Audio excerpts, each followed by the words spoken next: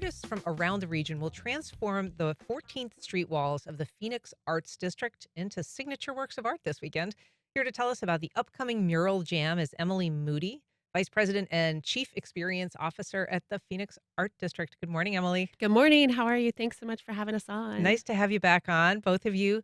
Elena Ohlander, artist and creator of the Jax Wall Project. Good morning, Elena. Good morning. Thanks for having us. Thank you for being here. So, first of all, what role do the murals around Jacksonville and just public art in general, what role do they play in community?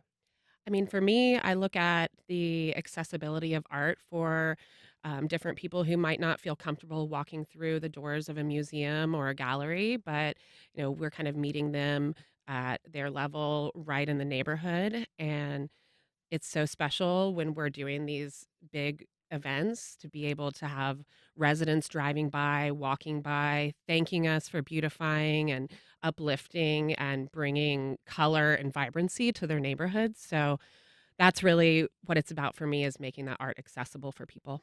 What the Jax Wall project itself, Elena, how has it evolved over the last few years?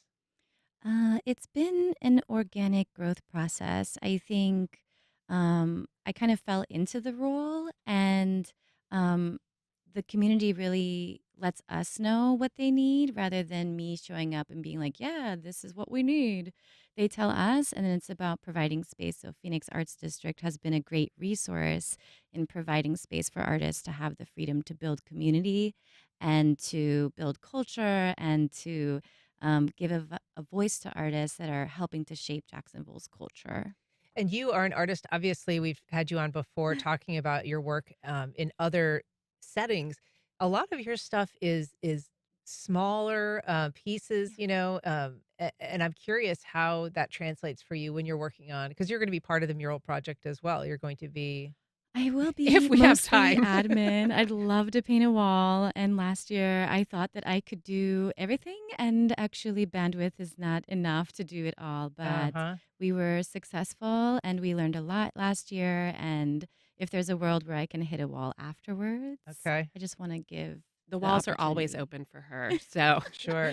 we're a Thank small you. but mighty team. Right. And so who are the walls open to? I mean, how do you you accept applications? How do you vet the people? What are you looking for in artists when they want to do murals? So this application process, we closed it last Friday, but it was open through a Google form, which was available on our website. Also, Elena's done an amazing job of curating an Instagram chat group that has a ton of amazing Jacksonville artists. But that's a platform where everyone can kind of share out opportunities on grants, painting around the country, Oh, and cool. then yeah, we've just pushed it out via social media and our kind of grassroots marketing campaigns that we're What's able the to do. handle on that, the Instagram? It's at Jax Wall Project and at PHXJAX, PHXJAX. Very cool. And so public art is a big part of the district there, which is, moving along. I saw that the Naked Kitchen folks are full steam ahead now on They got their. their permits, so they're gonna be rocking and rolling. We're delivering their, open shell for them hopefully by the end of this month, so we're looking for maybe a 3 to 4 month process for their build out and eh, hope to have them open at the end of the year. But how big of a deal is the kind of the vibrancy of the space and having the murals and having the visible art kind of define that territory, even if you're not going inside?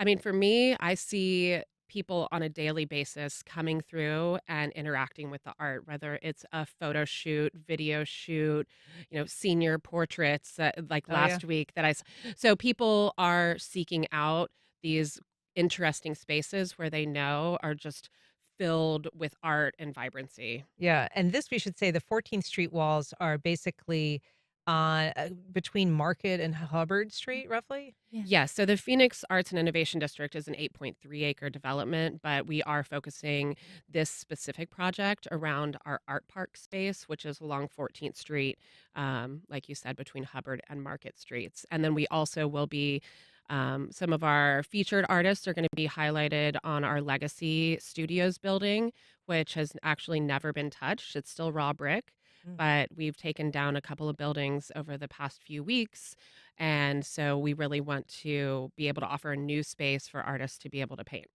So the event is on April 19th, from 10 to 6 on Saturday.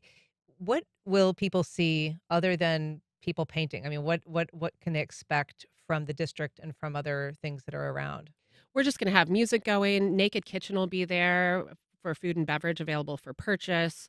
We want people to walk around and chat with the artist, and this is a great time to really kind of be immersed in what's happening. Watch novice artists are welcome to come and test out one area and get their hands on a can of spray paint. And we want people to be able to utilize what we've got going on in terms of all of the offerings. And I Mhm. guess I just have to ask, since I have you on, Emily, Wolf and Cub downtown has closed. Can you give us any update on when a new or different Wolf and Cub might appear? It's very exciting, and Wolf and Cub is not officially announcing just yet, but I'm sure you could probably deduce where I would like to move towards the end of the year. Should it be possible? Yes, so as soon as I have a construction timeline, I cannot wait to announce because it's going to be bigger and better 2.0. Excellent. Well, it is so nice to have you both here. Emily Moody, Elena Ohlander, thank you so much for coming on. Thank you for Thank the you. support of the arts and culture scene in Phoenix, Jax. 100%.